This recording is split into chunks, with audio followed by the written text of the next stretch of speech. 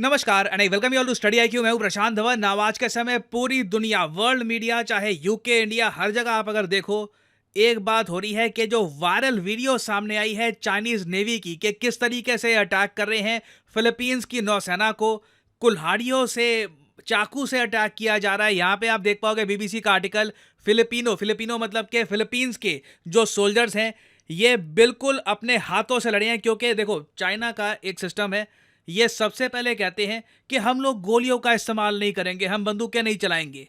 China और Philippines के बीच में भी इस टाइप की अंडरस्टैंडिंग है कि साउथ चाइना सी को लेकर जितने भी डिस्प्यूट हो, गोलियां नहीं चलेगी ना। चाइना ने देखो जो इंडिया के साथ किया था गलवान वैली में, बोल दिया कि गोलियां नहीं चलेगी, मगर बहुत सारे हथियार, नुकीले कीलो वाले हथियार ये बनाकर ये लोग बैठे हुए थे।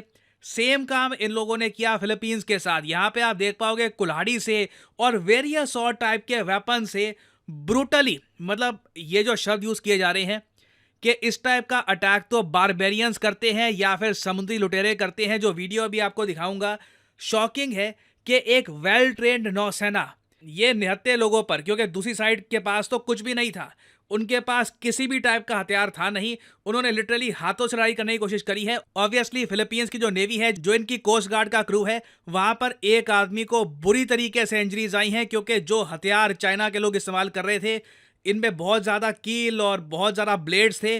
तो बुरी तरीके से वो आदमी इंजर्ड है, इस वक्त हॉस्पिटल में है, पता नहीं वो सर्वाइव कर पाएगा या नहीं। मगर ये अपने आप में कितनी डरा देने वाली बात है कि जो टैक्टिक्स चाइना ने यूज किए थे इंडिया के अगेंस्ट, कि पहले बोलो कि वेपन्स का इस्तेमाल नहीं होगा, फिर अपने निराले से वेपन्स बनाकर अटैक करो, सेम चीज उन्होंने यहां पर करी है फिलीपींस के साथ। और इसलिए आप देखोगे इंडियन मीडिया में इसको कहा जा रहा है गलवान ऑन द सीज, क्योंकि फिलीपींस चाइना के बीच में पहाड़ तो है नहीं जैसे गलवान में थे, इन दोनों के बीच में साउथ चाइना सी है, तो गलवान जैसा अटैक ही हुआ है फिलीपींस पर। और मैं ट्विटर पे देख रहा था कि फिलीपींस की जो आर्म फोर्सेस हैं, इनका जो पेज है यहाँ पे आप नोट कर पाओगे, इन्होंने बहुत सारी पोस्ट करी है इसको लेकर। जो शोल के पास, आयुंगिन शोल के पास एक शोल है साउथ चाइना सी में, उसी के पास ये अटैक हुआ है। फिलीपींस की नौसेना एक सिंपल रिफ्यूलिंग मिशन के लिए जा रही थी जब चाइना ने इन पे अटैक कर दिया।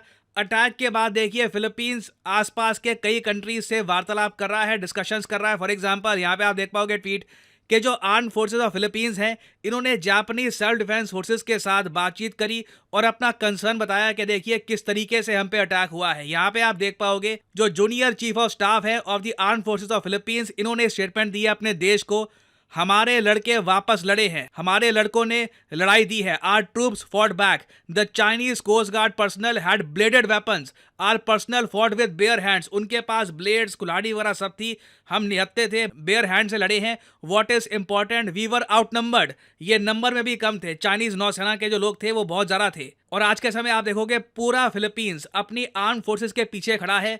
और यहाँ पे आप देख पाओगे इन्होंने पूरा एक थ्रेड पोस्ट किया है, इसमें जो वीडियोस हैं ये इन्होंने डाली है, जो दिखाती है कि किस तरीके से चाइना ने एक बारबेरिक अटैक किया है फिलीपींस की नेवी पर। और सबसे ज़्यादा अजीब बात पता है क्या है, चाइना ऑलमोस्ट चाहता है, लग रहा है कि चाइना चाहता है कि एक बड़ी वॉर हो जाए। मुझे याद है आज से कुछ दिन पहले मैं ऐसे ही ट्विटर पे था, बाय द वे मैं ट्विटर पे ऑफिशियली नहीं हूँ, प्रशांत धवन के नाम से मेरा कोई अकाउंट नहीं है। कोई आदमी अगर क्लेम करता है कि वो मेरे नाम से उसने अकाउंट बना रखा है, फ्रॉड है, उसने गलत अकाउंट बना रखा है। तो यहाँ पे आप देख पाओगे कुछ ही दिन पहले मैंने ये एक ट्वीट पढ़ी थी, China is acting like Hitler did in 1938। 1938 में नाजी जर्मनी की बिल्कुल आप कह सकते हैं बिगिनिंग हो रही थी, हिटलर का एग्रेशन धीरे धीरे बढ़ता जा रहा था।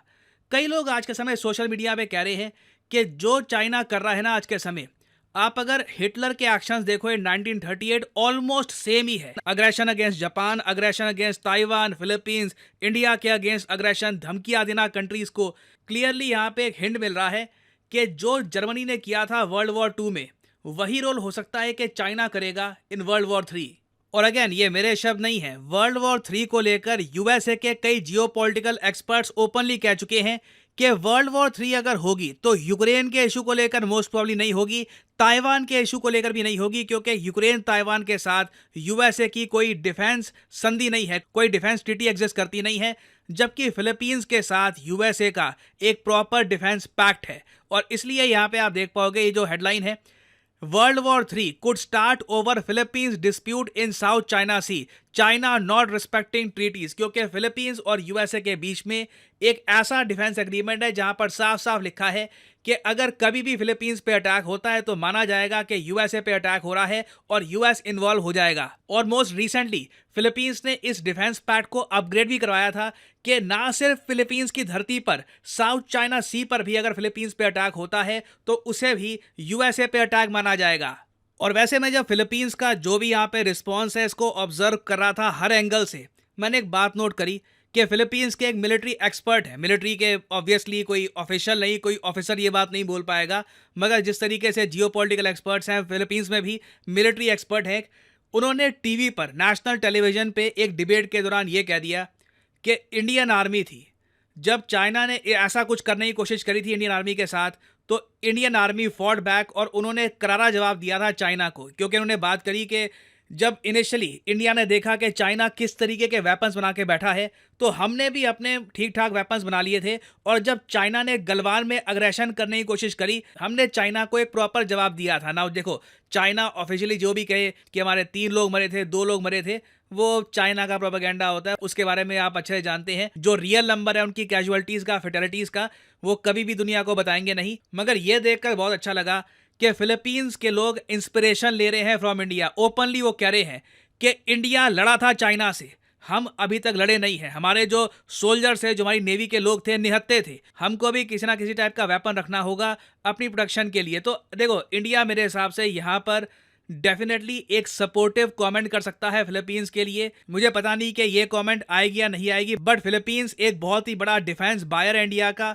ब्रह्मोस मिसाइल हमने बेचा है फिलीपींस को, इन द फ्यूचर भी आप देखोगे बहुत सारा मिलिट्री हार्डवेयर इंडिया बेचेगा फिलीपींस को। तो यहाँ पे मैं जानना चाहूंगा आपका ओपिनियन कि जो यहाँ पर हुआ है, क्या इस इशू पर इंडिया को ओपनली एक कमेंट करनी चाहिए फिलीपींस के सपोर्ट में, या फिर बिल्कुल चुप रहो। बाय द वे, यहाँ पे एक बात मैं ये भी ऐड करना चाहूंगा, जो यूएसए की टीम आई थी इंडिया में, धर्मशाला में, जो दलाई लामा से मिली है, जिन्होंने शी जिनपिंग चाइना के अगेंस्ट स्टेटमेंट्स दी है, जब ये लोग दिल्ली में आए वापस तो पीएम मोदी इनसे मिले हैं। हालांकि तिब्बत की कोई बातचीत नहीं की गई। मैं फिर से यहाँ पे रिपीट कर दूं, जब धर्मशाला में ये जो यूएसए के सेनेटर्स गए थे, वहाँ पर कहीं से भी इंडियन गवर्नमेंट का कोई ऑफिशियल, मतलब इंडिया की तरफ से कुछ ऐसा नहीं था कि रिप्रेजेंटेशन थी।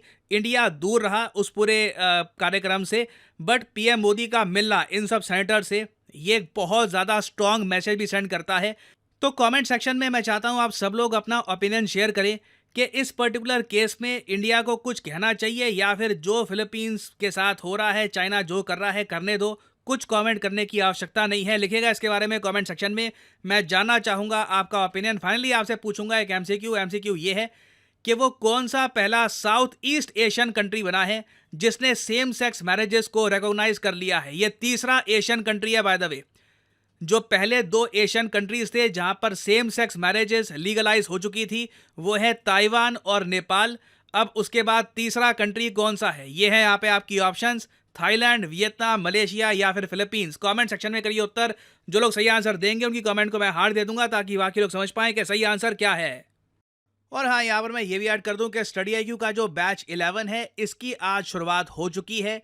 तो आज रात 12 बजे तक का आपके पास टाइम है। इस बैच में आप एनरोल कर सकते हैं, क्योंकि आज हो चुकी है पहली क्लास और कल से कोई भी एनरोलमेंट नहीं होगी, क्योंकि पढ़ाई यहाँ पर स्टार्ट हो चुकी होगी। सारे सब्जेक्ट्स चैप्टर 1 से स्टार्ट हो चुके हैं।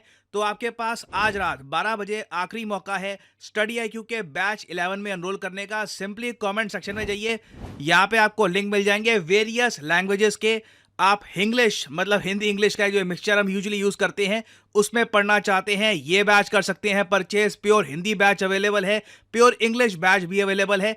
तो अगर मान लीजिए आप इंग्लिश बैच में पढ़ना चाहते हैं, इस लिंक पर करिए क्लिक, आपके सामने खुल जाएगा ये पेज और आपको क्लिक करना है बाय नाउ पर, और यहाँ पे आप स्टडी IQ का P2I कोर्स कर सकते हैं परचेज, जिसमें आपको मिलती है live classes, 1-to-1 mentorship, prelims test series भी यहाँ पे आपको फ्री में मिलती है। और ये कोर्स आपका साथ निभाएगा प्रीलिम्स से लेकर ऑल द वे इंटरव्यू तक। और जो प्राइस यहाँ पर लिखा है ये कभी भी पे मत कर देना। और अगेन यहाँ पे जो कोड लिखे हैं, बाकी ये भी आप अगर अप्लाई करेंगे तो आपको मैक्सिमम डिस्काउंट नहीं मिलेगा। To get the maximum discount possible, use the code PD10 and you will save a lot of money. So use the code PG10, save money. इसी नोट के साथ यह वीडियो का अंत. Thank you for listening. And as I always say, may the gods watch over you.